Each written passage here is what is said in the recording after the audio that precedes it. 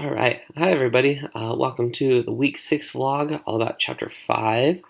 A focus question here. I'm just going to jump right in. It says, what impact does being judged for every mistake, awarded points for their actions, being faded with complex and variable grading have on students' motivation to learn? Oops, I just closed my book, but I needed it. Sorry.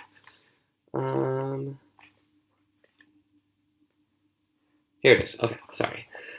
So in order to answer that question, I'm just going to read some of the student testimonies that were in page 61 of our book. So the first one says, in sophomore year, I had straight A's until the second semester when I had a C in AP World History, and right after that, I changed. I saw that even with how much effort I put in, I'm not going to get the grade I deserve in this class, so I'm not going to even try anymore. This year, I do the assignments, but I don't put as much effort in. I feel like when I've slipped up, I've just changed. So that was one of the students, Freddie. The other one says that I've put my full effort into a class and still end up doing bad. Then I think it defines me, and I could not succeed in that subject. Again, those are from page 61. And those are two high-achieving students, and that kind of thing really breaks my heart as somebody who has, as an educator, as somebody who wants to see students become successful, as somebody who wants to help to lead the youth of our community. It hurts to kind of be a part of that problem of students lacking motivation when we're really trying to motivate them the best we can by giving them opportunities to be successful, opportunities to succeed, and it's really not working out with the traditional grading that we're doing.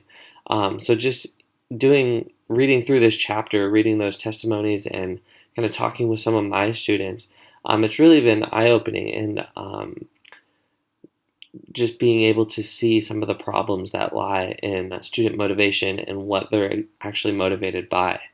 So looking at the first bullet point there, I didn't necessarily formally interview any of my students, but since starting this class and starting reading this book, I've been listening to what they've been saying about their other classes, about my class and grading, and I've just asked them questions like, hey, why do you guys do assignments? That's a silly question, but like, what's your motivation behind it? And it seems like they're very externally motivated by the points that they're going to get.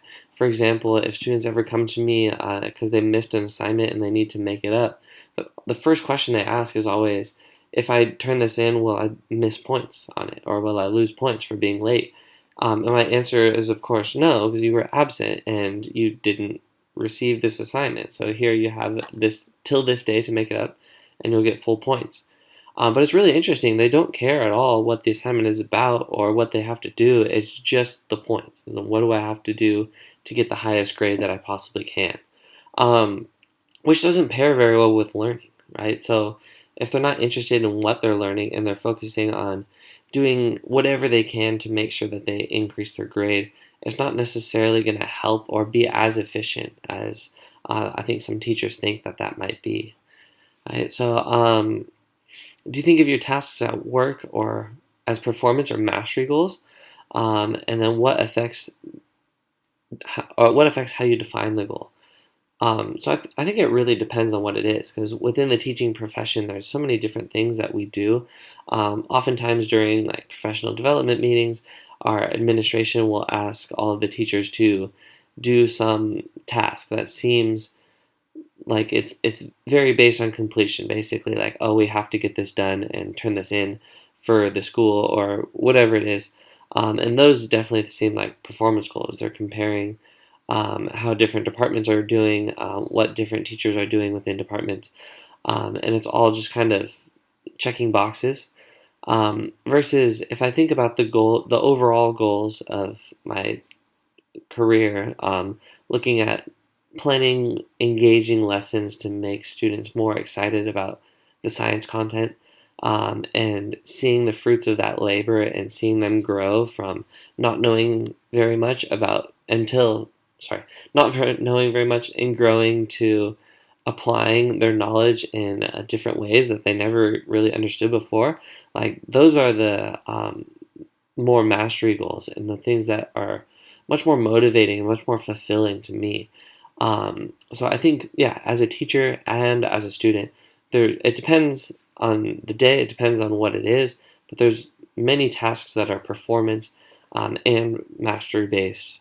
It's just important to stay focused on the mastery and having students do a lot more internal reflection on their own growth to make sure that they're motivated by the right things. And lastly, in what ways do schools and classrooms send a message of competition for achievement? I think there are a lot, right? Of course, there's the original traditional grading scale, especially looking at bell curves. I still know some teachers that their grades have to be a bell curve. Most people get this grade. There's a few on this side they get better. There's a few on that side they get better. And that's not necessarily how things should be done, right? Even in my class, I try to grade each student as individually as I can, so they fall wherever they lie. Especially in my honors classes, I get a lot more A's and B's versus like C's and D's. So not much of a bell curve there, but definitely um, less sense of competition because it's more individual. There's also things like awards, like valedictorian, that students can work their entire career for and just have it swept from under them. And that could be really tough, really heartbreaking. And different clubs and extracurriculars they could be a part of. I know I'm the advisor for the Science National Honor Society, and those students are highly motivated to build the best college resume that they can, do as much as they can to make themselves presentable and make them seem like a winner, right? So students are motivated by like looking good through doing all of these things, winning all these rewards. When really, I think it's more important for schools in general to have more of a growth mindset and instill into students like, hey, look how far you've come. You were here, and throughout your whole journey, your education, you've come to this new level of understanding, and that's awesome.